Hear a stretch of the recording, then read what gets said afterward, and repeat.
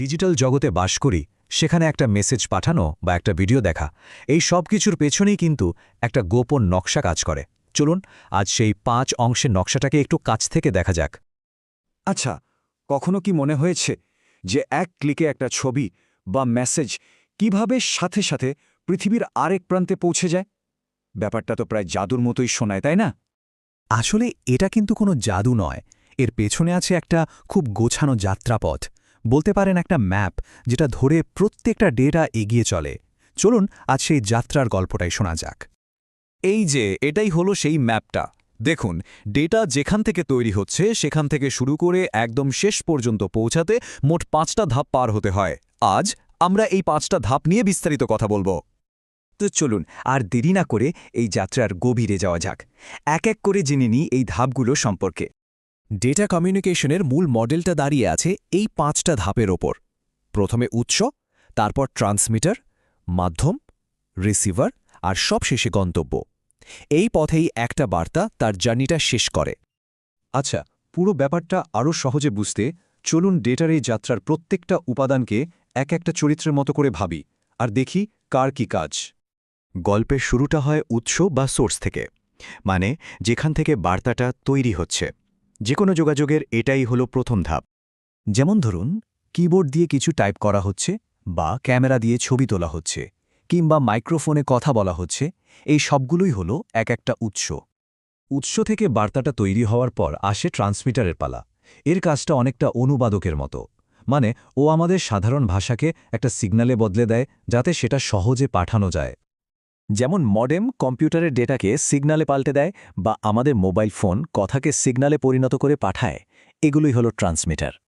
তো বার্তাটা তো এখন সিগন্যালে পরিণত হলো, এবার এটাকে পাঠানোর জন্য একটা পথ দরকার, তাই না?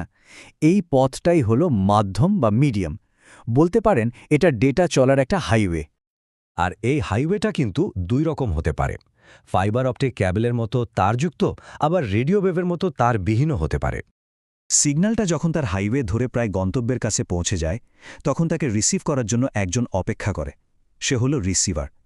এর কাজটা হলো ঠিক ট্রান্সমিটারের উল্টো, মানে সিগন্যালটাকে আবার আমাদের বোঝার মতো সাধারণ বার্তায় ফিরিয়ে আনা।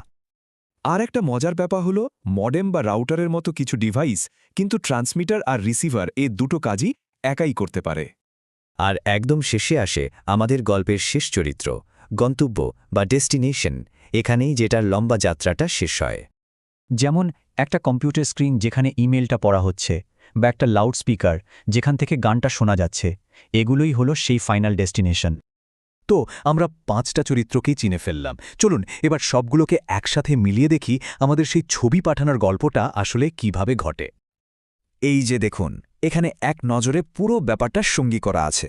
5টা উপাদান আর তাদের কিছু বাস্তব উদাহরণ। এটা দেখে নিলে পুরো প্রক্রিয়াটা মনে রাখতে বেশ সুবিধা হবে। তাহলে ব্যাপারটা কি দাঁড়ালো? যখন একটা কম্পিউটার থেকে আরেকটা কম্পিউটারে ছবি পাঠানো হয়, তখন প্রথম কম্পিউটারটা হলো উৎস, তার মডেমটা হলো ট্রান্সমিটার, মাঝের ক্যাবেলটা হলো মাধ্যম, অন্য প্রান্তের মডেমটা হলো রিসিভার, আর শেষ কম্পিউটারটা হলো গন্তব্য। দেখুন কি দারুণভাবে সবকিছু একসাথে কাজ করছে। এই যে 5টা ধাপের একটা প্রক্রিয়া, এটা শুনতে হয়তো খুব সাধারণ লাগছে, কিন্তু এর গুরুত্ব যে কতখানি তা হয়তো আমরা ভাবতেও পারি না। চলুন দেখি এটা কেন এত গুরুত্বপূর্ণ। আসলে এই 5টা ধাপের যাত্রাই হলো আমাদের আজকের এই কানেক্টেড দুনিয়ার অদৃশ্য মেরুদণ্ড। আমরা যে ভিডিও দেখি, অনলাইনে কেনাকাটা করি বা ব্যাংকিং করি, এই সব কিছুর পিছনে কিন্তু এই একই প্রক্রিয়া কাজ করছে। আর এর ব্যাপ্তিটা একবার ভাবুন তো, প্রতিটা সেকেন্ডে সারা পৃথিবীতে কোটি কোটি বার এই একই যাত্রাটা ঘটছে, বিলিয়নস অফ টাইমস। এই 5টা ধাপ মিলেই কিন্তু আমাদের আজকের এই কানেক্টেড জীবনটা সম্ভব হয়েছে। একবার ভেবে দেখুন তো, যদি এর মধ্যে যে কোনো একটা ধাপও কাজ করা বন্ধ করে দেয়, তাহলে কি হবে?